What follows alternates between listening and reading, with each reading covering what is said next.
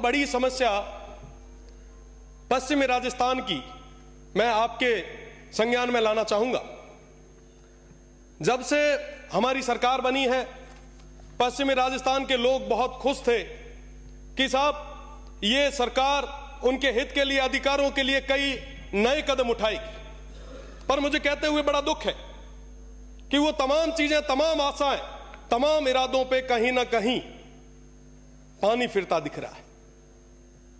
साहब, आज के समय में मेरे हाथ में कई सारे कैबिनेट्स की प्रेस नोट्स हैं।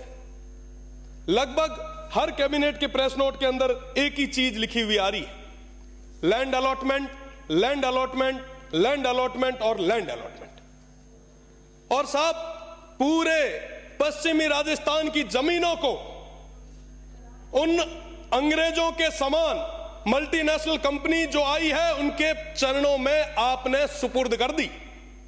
हमारे वो लोग जो काल के थपेड़ों से निकल के आए थे, जो इतने साल तक वहां दूर दराज क्षेत्र में, रेगिस्तान में बैठे थे, वो इस आशा और उम्मीद के साथ बैठे थे कि साहब आप आएंगे, कुछ नया लाएंगे।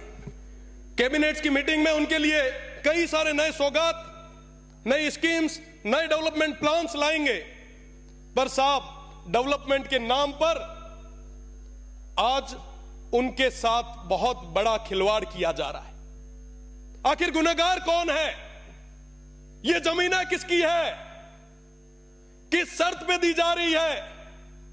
वहां पे जिस गोधन की आप बात करते हैं, उस गोधन का क्या होगा? वहां के लोगों का क्या होगा? उन किसानों का क्या होगा? वहां पे रहने वाले लोगों का क्या होगा? सब कोई कभी विचार किया आपने?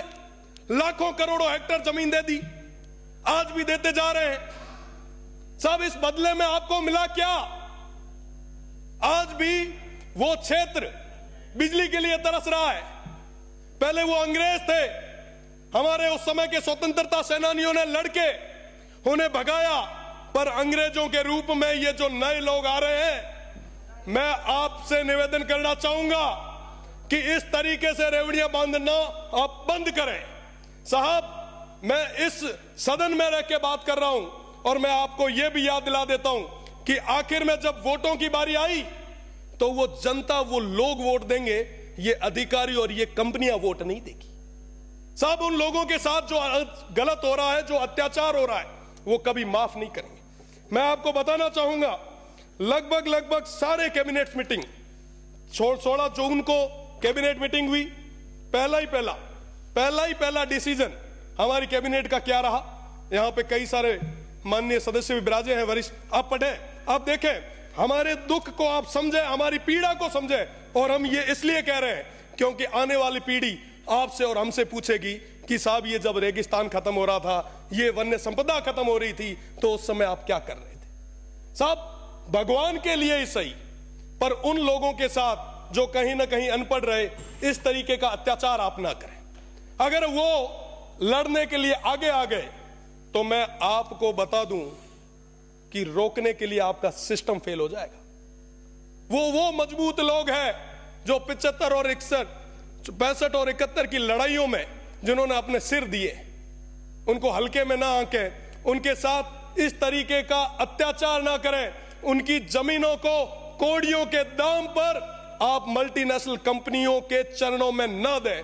मेरा पुनः आप सभी से निवेदन कि आप उनकी पीड़ा को समझते हुए ये जो अनैतिक ढंग से जो लैंड अलॉटमेंट हो रहे हैं, इसको पूर्ण तरीके से आप बंद करें, उन सीमांत के लोगों के साथ न्याय करें। बहुत बहुत धन्यवाद। जय हिंद, जय भारत।